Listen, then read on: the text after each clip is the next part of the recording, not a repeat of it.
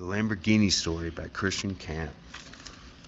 It was 2020 in Skid Row, Los Angeles during the pandemic era.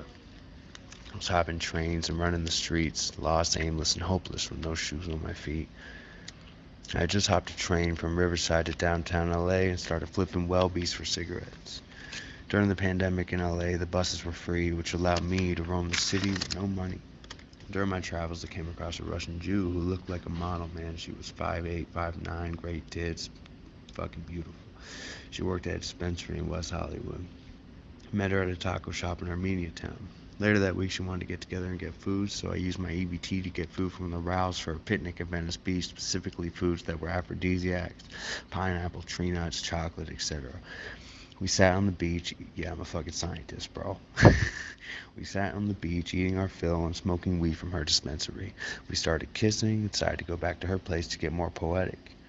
After we left the beach, I left my shoes by the dumpster. I was too embarrassed for her to see those bitches, man, so I was walking around LA with no shoes, walked into her bungalow with no shoes. We drove to her pad, decided to listen to the Chili Peppers, where we watched some of the Blood Sugar Sex Magic documentary, had a few Heinekens. That documentary was called Funky Monks. And we fucked. I was ripping a bong, standing while she choked on her knees, wet as the morning dew. It was beautiful. I spit in her mouth, busted on top of the covers, and had her take this old dog back to the streets. Mind you, no shoes on my feet in Hollywood. As she pulled over to let me out, she told me she had a boyfriend and we parted ways. In my mind, brother, coincidences don't exist. If you do, then if you think they exist, that's just colonizational thinking. The next day, someone mainlined a hot shot of dope to my veins in a bathroom on Venice Beach. They were trying to mainline it to my heart, but they hit the wrong vein and it went down instead of up. I felt liquid fire inside my arm, from my elbow to my fingers. So bad I almost wanted to cry, bro. But I didn't realize I was so high and ignorant. I didn't realize at the time the dude was trying to kill me. But I ran out of the bathroom, linked up with a few other dudes who were smoking the pookie, and I smoked till 3 o'clock in the afternoon till nightfall. So this is the day after I fucked the Russian Jew who has a boyfriend. I believe he had someone tried to kill me, brother. Like, it was just too fucking close, High out of my mind, I started walking, linked up with some other dudes. Like I said, hit the pookie, we smoked till nightfall. I had the feeling they were gonna jump me later, so I walked away into the night.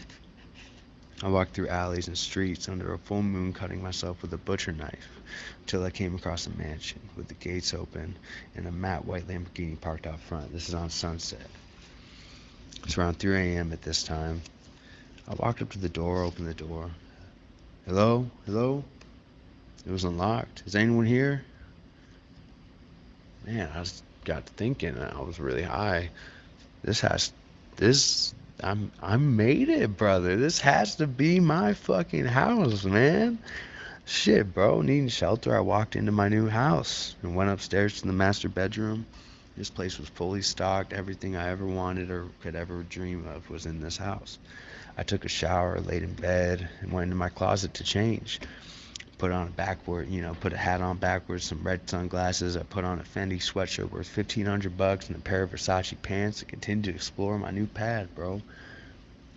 About getting me in my room and took a bump. And when I went downstairs, there were two Grateful Dead bear statues that were saying, "Hey, Christian, hi, how you doing?" And I was like, man, this is crazy. I need to go drive this Lambo. So I decided I want to take the Lamb for a joyride, man. I was so high I could only figure out how to put it in reverse. I backed into around the driveway, and I was like, man, you know what, bro? I don't have my glasses. I can't see. I don't know how to drive this bitch. Like, it is what it is. So I went back. I explored, found another $1,500 in the dresser, put that in my pocket. I was wearing a gunmetal bracelet. And then eventually, it was 4 in the afternoon, bro. I was there at 3 a.m. It was 4 in the afternoon. And the owner eventually came in. He's like, yo, this is my house. I said, no, this is my house. And then he proceeded to call the police, bro. Next thing you know, I'm in the back of a squad car telling the cops that that dude was lucky I was there. And they're telling me I had the audacity to just walk into someone's house. I'm like, dude, I thought it was my fucking house. They asked me if they would find anything in the house. I told them that the ketamine was mine, about the butcher knife.